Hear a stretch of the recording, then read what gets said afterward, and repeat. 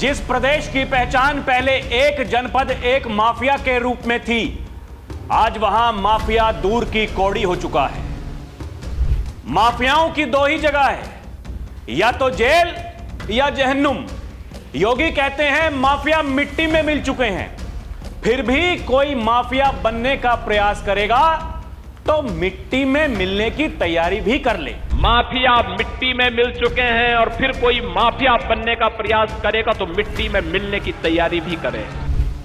CM योगी यह भी कहते हैं कि अगर कोई किसी गरीब की जमीन पर या सरकारी भूमि पर कब्जा करने की कोशिश करेगा तो आश्वस्त करता हूं, कब्जा कोई भी करेगा, किसी भी स्मारक पर, किसी भी पौराणिक स्थल पर, वो कोई भी होगा, उसे छोड़ूंगा तो नहीं। मैं आपको इस बात के लिए आश्वस्त करता हूं, कब्जा कोई भी करेगा, किसी भी स्मारक पर, किसी भी पौराणिक स्थल पर, वो कोई भी होगा, उसको छोड़ूंगा तो नहीं।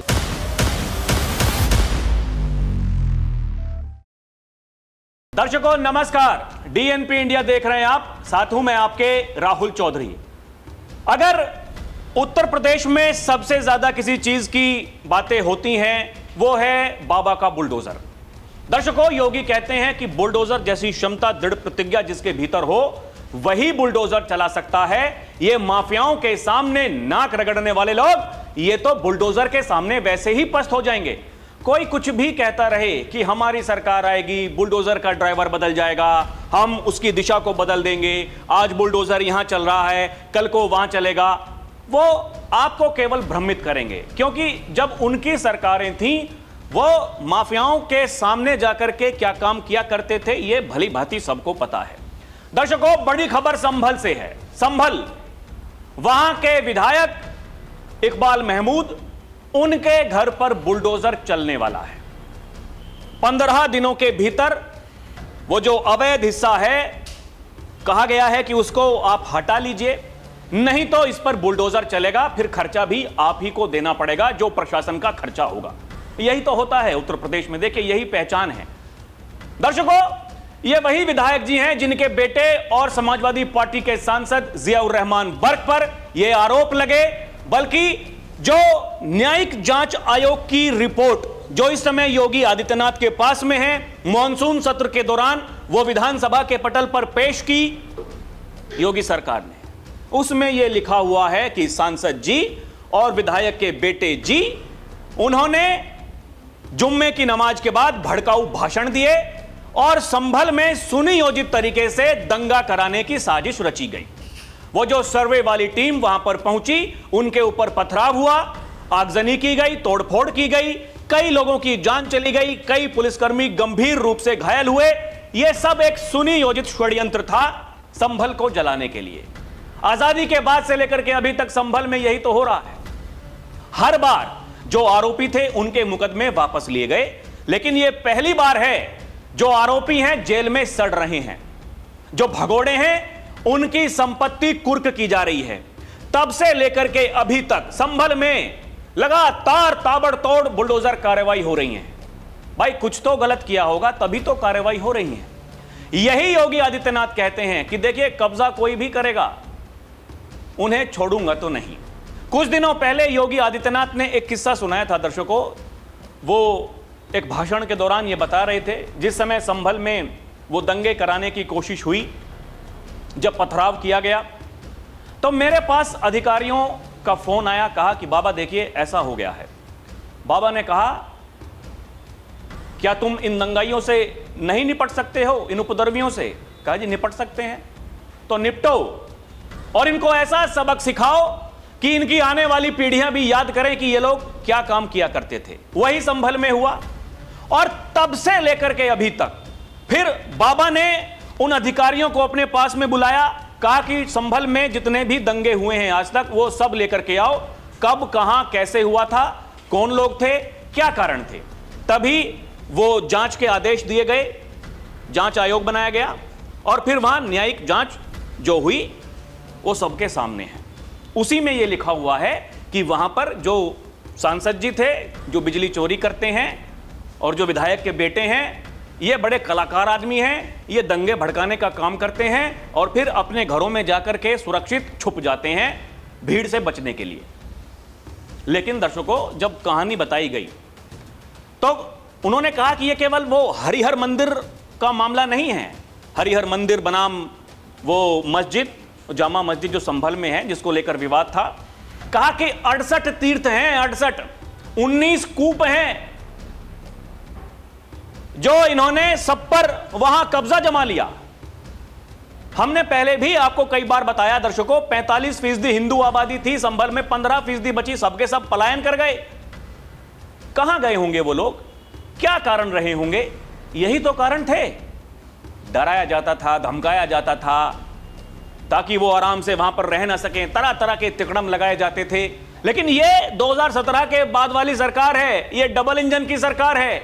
यहां त्वरित कार्रवाई होती है, जो कहते हैं योगी आदित्यनाथ, यही होता हुआ दिखाई दे रहा है। तभी बाबा ने कहा था कि जितने भी हमारे तीर्थ हैं, जितने भी कूप हैं, वो सारे के सारे वापस लेने का काम कीजिए। आज उनके पुनरुद्धार का कार्य हो रहा है। संभल में यही तो हो रहा है। वहां के सांसद छाती पीटते रहे, वहां के विधायक छाती पीटते रहे, कहा कि जी यहां एटीएस की स्थापना क्यों हो रही है, मुसलमानों को आतंकी बताया जा रहा है। अरे तो वहां क्या कर रहे थे अभी तक? उसी की तो जांच हुई, उसी के बाद में ये आदेश दिए गए। और दर्शकों, उसी कड़ी में अब ये एक और बड़ी खबर सामने आई है जो मीडिया रिपोर्ट्स में छप रहा है। संभल के सपा विधायक के घर पर चलेगा बुलडोजर, 15 दिन के अंदर मकान गिराने का आदेश जारी हो गया है। देखिए ना, उत्तर प्रदेश के संभल जिले के समाजवादी पार्टी के विधायक इकबाल महमूद की मुश्किल बढ़ती हुई नजर आ रही है, क्योंकि सपा के एमएलए के 3 मंजिला अवैध मकान को गिराने का क्षेत्र प्रशासन ने नोटिस दे दिया है। 15 दिन के अंदर मकान ना गिरने पर मकान को ध्वस्तीकरण वो खुद प्रशासन करेगा और ध्वस्तीकरण का खर्च वसूलने की चेतावनी दे दी गई है। बगैर नक्शा पास कराए मकान बनाया गया है। मामला संभल के डेरा सराय का है, जहां स्थित समाजवादी पार्टी के एमएलए इकबाल महमूद के अवैध मकान को गिराने का पुलिस ने नोटिस चिपका दिया है। अब करते रहिए किंतु परंतु, गलत है तो गलत तो है भाई। 11 अगस्त को डीएम कोर्ट ने दिया फैसला। बताया जा रहा है प्रशासन की तरफ से 2 किराएदारों को भी नोटिस दिया गया है। नोटिस में समाजवादी पार्टी के एमएलए को मुतवल्ली दर्शाया गया है। इस संबंध में 2022 से संबंधित कोर्ट में वाद चल रहा था।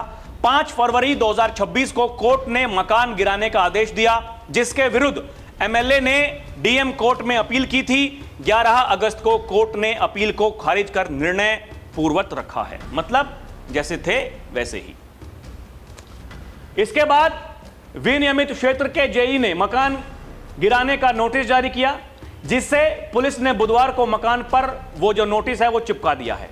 एसपी एमएलए के मकान पर बुलडोजर की संभावित कार्रवाई के आदेश के बाद संभल में राजनीतिक खेमे में हड़कंप मच गया है। इससे पहले संभल सांसद के अवैध मकान पर भी विनियमित क्षेत्र के आदेश के बाद हथौड़ा चल चुका है, जिस पर समाजवादी पार्टी के नेताओं ने खूब हो हल्ला मचाया था।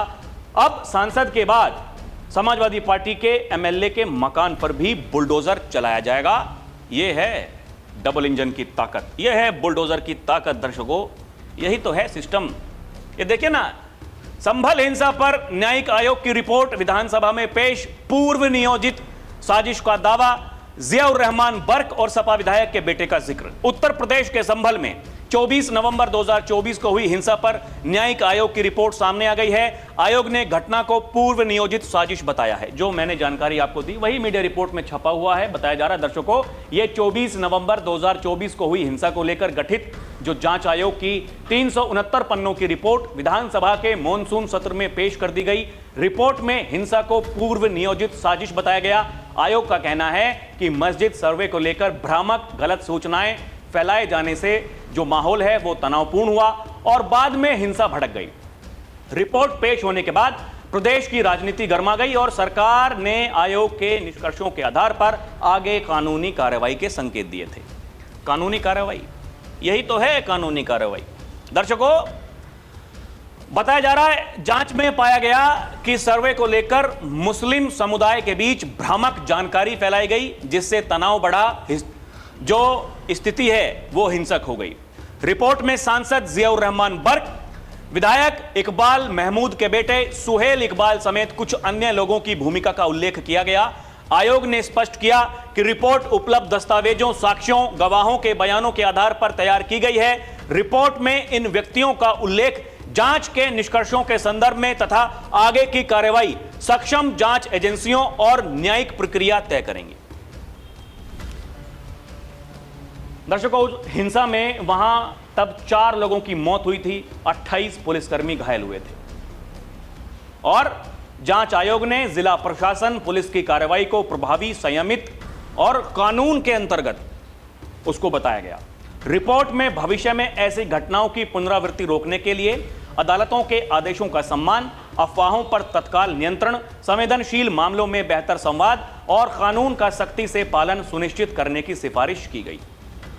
यह वही रिपोर्ट है जिसके बारे में मैं आपको बता रहा था। दर्शकों, माफिया, देखिए ये जो माफियागिरी है जिसके बारे में कहते हैं योगी, ये ठीक नहीं है। ये माफिया, ये किसी के सगे नहीं है, ये खून चूसने का काम करते हैं। ऐसे ही जैसे मच्छर जहां मिलता है, मच्छर लोग मारते हैं ना ऐसे करके, खत्म। ऐसे ही योगी कहते हैं कि देखिए माफियाओं का खात्मा बहुत जरूरी है, ये जब भी रहेंगे ये पहचान का संकट खड़ा करेंगे। दर्शकों, एक और खबर है, माफिया अतीक के करीबी जेपी दुबे की 25 करोड़ की संपत्ति कुर्क, गैंगस्टर के तहत हुई कार्रवाई।